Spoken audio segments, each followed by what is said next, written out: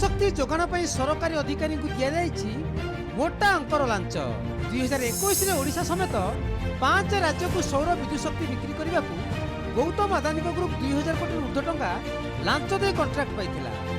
1 megawatt विद्युत पिछा 25 लाख हिसाब से ओडिशा आंध्र छत्तीसगढ़ तमिलनाडु समेत जम्मू काश्मीर अधिकारी को यह लांच दि जाइछि। ओडिशा को सौरशक्ति बिक्री लगी अदानी ग्रुप चुक्ति करथिला। कंट्राक्ट पर लांच जालियात होइतिबारु न्यूयॉर्क कोर्ट अदानी और अन्य विरुद्ध गिरफ परवाना जारी करिसेंति। केंद्र सरकार solar energy corporation of India limited SCCI ए ठिका प्रदान लगी 2021 जुलाई रु डिसेंबर भितर आंध्र ओडिशा छत्तीसगढ़ तमिलनाडु और जम्मू काश्मीर सरकार विक्ति चुक्तिनामा स्वाक्षर करथिला। किंतु राज्यगुड़िक विद्युत महंगा थिबारु अदानी ग्रुप द्वारा लांच दे संतुष्ट करा जायतिबा अभियोग होईछि। अदानी सबज शक्ति ग्रीन एनर्जी लिमिटेड ओडिशार एसएल अक्षशक्ति सह 40 मेगावाट ऑपरेटिंग सौर प्रकल्प पर चुक्तिनामा स्वाक्षरित होइतिला। दीर्घ म्यादी भितर 22 वर्ष अवधि रहितिला। सेतेबेले मुख्यमंत्री थिले नवीन पट्टनायक। अदानी को लांच कारबार पर बीजेपी कहिछि सबु प्रकार तदंत को सामना करने को प्रस्तुत। आईन ता बाटरे जाऊ। समस्ते जानिछन्ति बीजेपी प्रधानमंत्री अदानी गोटे सूता रखियो। कांग्रेस कहिछि अदानी को लांच कारोबार सुरक्षा साधिथिबा राजनेता अधिकारी को तदंत परिसरभुक्त करा जाऊ। विधानसभा में संसद जाए शीतकालीन अधिवेशन में या गंठी कर कांग्रेस किए से करिकर्मा जी अदानी हाथ को एभली लोभनीय प्रकल्प टेकीदेवा कोटी कोटी टंका लांच नहीं यार खुलासा करंतु सरकार। आईन मंत्री कहते यदि एमती किसी होइतिबो तदंत हेबो। केउ मानक संपृक्ति अछि तदंत होला पर स्पष्ट हेबो। अदानी ग्रुप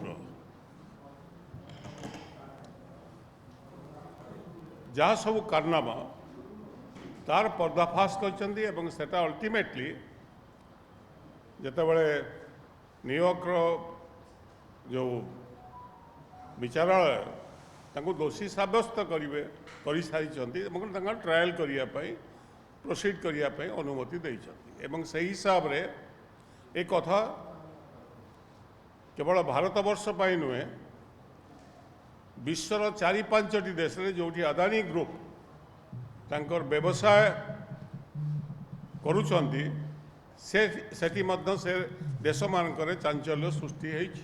बाबद खबर कागज उपरे जो खबर कागज जो संवाद आसी तारी उपरे पर्यवेसित करिकी कौनसी मंतव्य दबाटा ठीक हम ना से बाबद जहाँ जमी जदि से भाया किसी घटना घटी जो अथॉरिटी ता उपरे इन्वेस्टिगेशन करने कथा से निश्चित भाव में जहाँ भी घटी जदि जदि से कथा होता जमी तदंत हवा कथा जो प्रक्रिया तदंत हवा कथा तदंत प्रक्रिया आसला पर जना पड़े।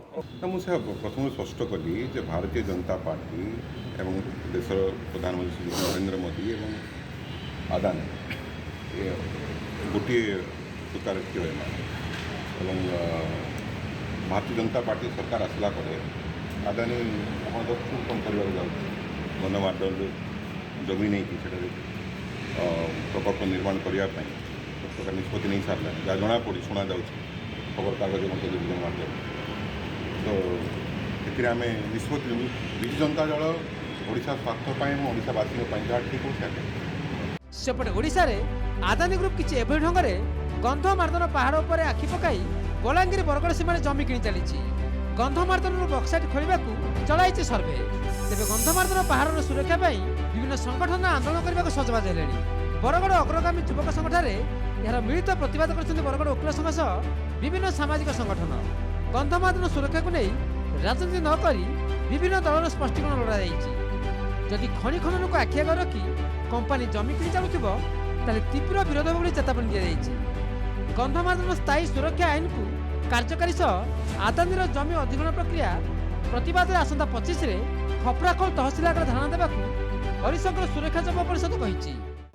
बरगड़ रु नपड़ा के रेलवे लाइन करबार लगी प्रस्तुति करिसन एवं डिक्लेयर भी करथिले एवं सेदे भितरे लोक मान भितरे गुटे खुशी लहरी खेली जाइतिला पार्टिकुलरली पदमपुर सोयला एवं नपड़ा जिला लोक मान भितरे किंतु गोटे अर्थनैतिक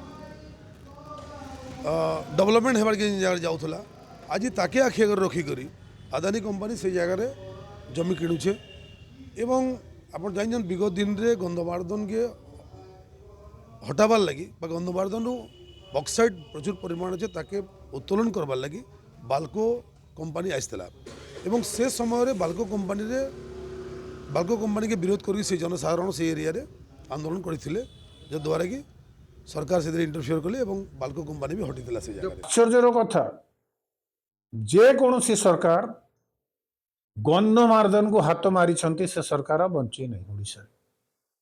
ସେ କଂଗ୍ରେସ ସରକାର ହଉ जनता दल सरकार हो जेकोसी सरकार एवं नरसिंहनाथ रु हरिशंकर पर्यंत अनडिवाइडेड संबलपुर भावे बरगढ़ जिला पाइकमाल रु नरसिंहनाथ रु हरिशंकर पर्यंत जो गंधमार्दर रे बॉक्साइट खंड अच्छी सेठी नरसिंह महाप्रभु निजे और एटी शंकर हरिशंकर रहते जेकोसी सरकार हाथ मारी कहार भी भल है नहीं से सरकार से पार्टी गोल हो जाए। ଅଡୁଆରେ ଆଦାନୀ ସଚେତନତା ଓ ଆଇନ ପାଳନର ସର୍ବୋଚ୍ଚ ମାନଦଣ୍ଡ ଆଧାରରେ ପରିଚାଳିତ ହେଉଛି ବୋଲି କମ୍ପାନୀ ଯେତେ ସଫେଇ ଦେଲେ ବି ଆମେରିକାରୁ ଆସିଥିବା ଗମ୍ଭୀର ଆରୋପ ଦିଲ୍ଲୀରୁ ନେଇ ରାଜ୍ୟ ରାଜନୀତିକୁ ସରଗରମ କଲାଣି। ବରଗଡ଼ରୁ ଧ୍ରୁବକର୍ମୀ, ପାଟନାଗଡ଼ରୁ ଅଜିତ ପୁରୋହିତ, ଭୁବନେଶ୍ୱରରୁ କ୍ୟାମେରା ପର୍ସନ ମାନସଙ୍କ ସହ ପ୍ରଦୀପ ନାୟକଙ୍କ ରିପୋର୍ଟ, ନକ୍ଷତ୍ର ନ୍ୟୁଜ୍।